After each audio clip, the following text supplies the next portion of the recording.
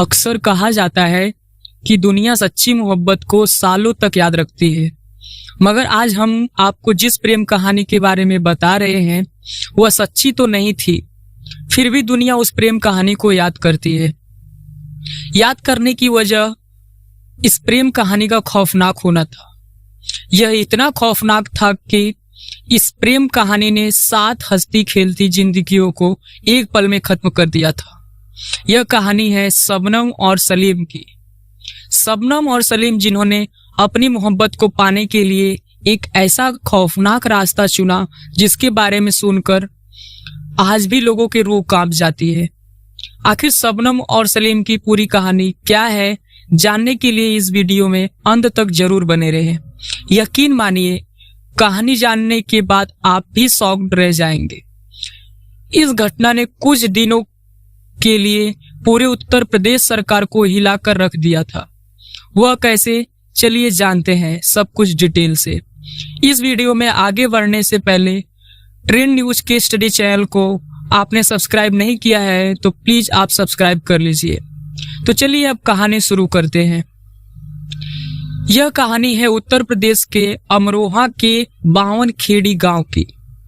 14 से 15 अप्रैल 2008 की दरमियान चारों तरफ एक अजीब सा सन्नाटा पसरा हुआ था। मोहल्लों के लोग गहरी नींद में सो रहे थे। इसी सन्नाटे के बीच रात के लगभग 2 बजे लोगों को एक लड़की की जोर से चीखने की आवाजें सुनाई देती है।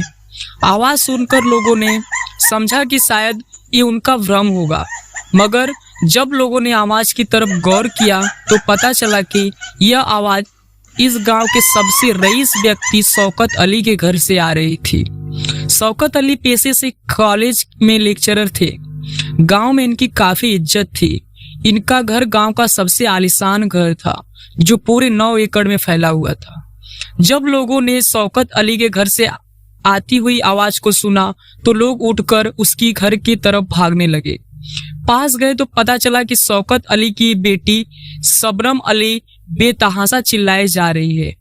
लोगों को समझ नहीं आ रहा था कि आखिर हुआ क्या है, इसलिए मामले को समझने के लिए कुछ लोगों ने घर के अंदर जाने का फैसला किया। जैसे ही लोग घर के अंदर गए, उनके पैरों तले जमीन खिसक गई।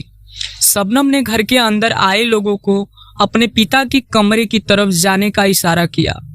जब लोग कमरे में गए तो देखा कि शौकत अली खून से लथपथ अपने बिस्तर पर पड़े हुए हैं। इसके बाद लोग घर के दूसरे हिस्सों में गए और वहां भी यही नजारा था। घर में मौजूद एक एक पड़े हुए शख्स अपने स्थान पर मरा पड़ा था। उस रात एक घर में 8 लोग थे, जिनमें 7 की जान जा चुकी थी। मरने वालों में 55 साल के शौकत अली, 50 साल की शबनम की माँ, 35 साल का हसमी, शबनम के बड़े भाई अनीस, शबनम का छोटा भाई और राशिद, शबनम की भाभी अंजुम, शबनम की मौसेरी बहन का और 10 महीने का भतीजा, उसका नाम अर्श शामिल था। नजारा देखकर किसी को कुछ भी समझ नहीं आ रहा था कि आखिर हुआ क्या है। हर किसी के दिल में बस एक ही सवाल था कि यह किया किसने। सवाल का कोई सही जवाब दे सकता था तो वह इस घर में अब इकलौती जिंदा बची सदस्य शबनम थी, मगर शबनम की हालत इतनी ज्यादा बुरी थी कि वह कुछ भी बोलने की हालत में नहीं थी। शबनम का यह दुख लोगों को तो समझ में भी आ रहा था कि क्योंकि उसने परिवार के 7 सदस्यों को एक पल में खो दिया था। हर कोई शबनम को सांत्वना देने में लगा हुआ था। लोगों ने जब देखा कि 7 लोग दम तोड़ चुके हैं तो आनन फाने में रात के अंधेरे में ही स्थानीय पुलिस को घटना के बारे में जानकारी दी जाती है। एक साथ 7 लोगों की मौत की खबर सुनकर पूरे पुलिस के तहलका मच जाता है। यह खबर इतनी बड़ी थी कि रातों रात घटना के बारे में तत्कालीन राज्य और केंद्र सरकार को भी जानकारी दी जाती है। खबर मिलते ही सबसे पहले घटनास्थल पर स्थानीय पुलिस स्टेशन की टीम आती है। मामले की गंभीरता को समझते हुए तुरंत और पुलिस की मांग की जाती है और हालत यहाँ यह तक हो जाता है कि सुबह सूरज निकलने से पहले बावनखेड़ी गांव में आसपास के थानों की 10 थाने की पुलिस फोर्स भर दी जाती है। इसके अलावा फॉरेंसिक टीम इस घर को अपने कब्जे में लेकर जांच शुरू कर देती है। शुरुआती जांच में लोगों ने जब शबनम से पूरे मामलों को समझना चाहा तो शबनम बताती है कि वह छत पर सो रही थी, तभी उसे कुछ खटपट की आवाज सुनाई दी। आवाज सुनकर उसने देखा कि कुछ लोग हाथों में कुल्हाड़ी लिए हुए हैं और भाग रहे हैं। उनके मुताबिक शायद लोग लुटेरे हो सकते हैं जो घर में लूट की नीयत से घुसे होंगे। शबनम के इस बयान के बाद यह खबर पूरे शहर में फैल जाती है कि शौकत अली के घर में डाका डालने के दौरान 7 लोगों की हत्या कर दी गई। इस घटना के समय उत्तर प्रदेश की मुख्यमंत्री मायावती थी। घटना की जानकारी होते ही मायावती तुरंत परिवार में इकलौते शबनम को 5 लाख रुपए तक की मुआवजा के तौर पर देने का ऐलान कर देती है। साथ ही यह भी ऐलान किया जाता है कि इस घटना में शामिल किसी भी अपराधी को बख्शा नहीं जाएगा। मायावती के इस बयान के बाद जब हंगामा शांत नहीं होता है बल्कि विपक्षी पार्टियों ने कानून व्यवस्था का मुद्दा बनाते हुए मायावती को घेरना शुरू कर देती है। हालत की गंभीरता को समझते हुए मायावती खुद आने से रोक नहीं पाती है। अगले ही दिन हेलीकॉप्टर से वो खुद ही घटनास्थल पर आती है। मायावती ने पहले ही शबनम के लिए 5 लाख रुपए के मुआवजे का ऐलान किया था, इसलिए मायावती वो मुआवजा खुद ही वहां आकर देना चाहती थी। घटना की जांच कर रहे अधिकारी मायावती से गुजारिश करते हैं कि मरने वालों की पोस्टमार्टम रिपोर्ट आने के बाद ही शबनम को मुआवजा दिया जाए। इसके बाद घटना की जांच आरपी गुप्ता शुरू करते हैं, उसके बारे में बातचीत करते हैं। शुरुआती पूछताछ के बाद सवाल उठाते हैं कि जब घर के सभी लोग मर गए तो अकेले शबनम कैसे बच गई। इसका जवाब शबनम ने ये दिया कि वह घर के छत पर थी इसलिए वो बच गई, मगर अधिकारी इस जवाब से संतुष्ट नहीं होते हैं। अधिकारियों के मन में शबनम के प्रति संदेह होने लगता है। फिर भी मामला इतना सेंसिटिव था कि उन्होंने शबनम के खिलाफ कुछ भी बोलना जरूरी नहीं समझा और अपनी जांच जारी रखी। सबसे पहले सभी शवों को पोस्टमार्टम के लिए स्थानीय अस्पताल भेजा जाता है। सभी शव का पोस्टमार्टम होता है। पोस्टमार्टम रिपोर्ट के मुताबिक मरने वालों किसी भी व्यक्ति ने किसी भी तरह का संघर्ष नहीं किया था, यानी पोस्टमार्टम रिपोर्ट इस बात की ओर इशारा कर रहा था कि गर्दन पर हमला होने से पहले सभी लोग या तो सो रहे थे या फिर बेहोश थे। कहीं इन लोगों को बेहोश तो नहीं किया गया था। इस बात को कंफर्म करने के लिए आगे जांच के लिए सैंपल भेज दिए जाते हैं। बहुत जल्द बायोप्सी रिपोर्ट भी आ जाती है। बायोप्सी रिपोर्ट चौंकाने वाली थी, जो कि इस रिपोर्ट के मुताबिक मरने वालों व्यक्ति के शरीर में जहर के अवशेष पाए गए थे। मरने वालों के शरीर में जहर के अवशेष मिलना इस बात की ओर इशारा कर रहा था कि मारने से पहले इन सभी को जहर दिया गया और उसके बाद बड़ी बेरहमी से मार दिया गया। मगर ऐसा किया किसने, इस सवाल का जवाब कोई दे सकता था तो वह घर में इकलौती बची शबनम थी। अगर शबनम को तुरंत हिरासत में लेकर पूछताछ की जाती तो हालात बिगड़ सकते थे। इसलिए पुलिस वालों ने सावधानी से अपनी जांच को आगे बढ़ाते हैं और सबसे पहले शबनम के कॉल रिकॉर्ड निकालते हैं। कॉल रिकॉर्ड में एक और चौंका देने वाला खुलासा होता है। कॉल रिकॉर्ड के मुताबिक शबनम ने घटना वाली रात को एक नंबर पर 52 बार कॉल किया था। पुलिस ने उस दूसरे नंबर की जांच शुरू की तो पता चला कि वह नंबर कोई सलीम नाम का व्यक्ति यूज कर रहा है। अब सलीम की तलाश शुरू हुई और शबनम से भी पूछताछ की। शुरुआती जांच में शबनम ने बताया था कि कोई व्यक्ति छत के जरिए घर में आया था और उसी ने घर के सभी सदस्यों की हत्या कर दी। शबनम की यह बात झूठी साबित हुई क्योंकि जांच में सामने आया कि जो सीढ़ी जाती थी उसके घर के अंदर, उसका दरवाजा अंदर से बंद था। ऊपर से जमीन की छत से ऊंचाई 14 फीट थी और दीवार पूरी तरीके से प्लास्टर किया हुआ था। ऐसे में 14 फीट की दीवार को फांद कर जाना किसी के लिए संभव नहीं था। कुछ लोगों ने शक जताया कि शायद बदमाश बाहर से सीढ़ी लगाकर अंदर आ गए होंगे। मगर कुछ ही देर की जांच के बाद इस दावे को भी खारिज कर दिया गया, क्योंकि वहां पर किसी तरह की सीढ़ी के इस्तेमाल के सबूत नहीं मिल रहे थे। अब तक की पूछताछ में यही निकल कर आया था कि शबनम का दावा झूठ साबित हो रहा था। पुलिस चाहती तो तुरंत शबनम के साथ सख्ती से पेश आ सकती थी, मगर मामले की गंभीरता को समझते हुए पुलिस वाले कोई भी एक्शन लेने से पहले सबूत जुटाने में लगे रहे। अभी पुलिस जांच में लगी हुई थी। पुलिस को एक मुखबिर जानकारी देता है कि अगर आप मामले की सच्चाई जानना चाहते हैं तो सलीम को उठा लीजिए, सब कुछ साफ हो जाएगा। इस मामले में सबसे पहले सलीम का नाम तो अब आ गया था। जब पुलिस ने शबनम का कॉल डिटेल्स निकलवाया था, यह दूसरा मौका था जब किसी ने सलीम का नाम लिया था, इसलिए सलीम से भी पूछताछ शुरू होती है। वैसे सलीम से घटना के अगले दिन हुई पूछताछ, मगर कुछ भी संदिग्ध ना मिलने की वजह से उसे छोड़ दिया गया था। तथा मगर मुखबिर और कॉल डिटेल ने कुछ संकेत दिए तो एक बार फिर से 17 अप्रैल को पूछताछ के लिए बुलाया जाता है। इस बार भी सलीम इधर उधर की कहानी सुनाता रहता है, मगर जब पुलिस सख्ती पर उतर जाती है तो सलीम की हालत खराब होने लगती है और सलीम ऐसी सच्चाई से पर्दा उठाता है जिसे सुनकर सभी के पैरों तले जमीन खिसक जाती है। सलीम बताता है कि हत्या हमने की है। सबूत के तौर पर सलीम पुलिस वालों को कुल्हाड़ी भी देता है, जिसका इस्तेमाल इन लोगों की हत्या करने में किया गया था। मगर सलीम ने ऐसा क्यों किया था?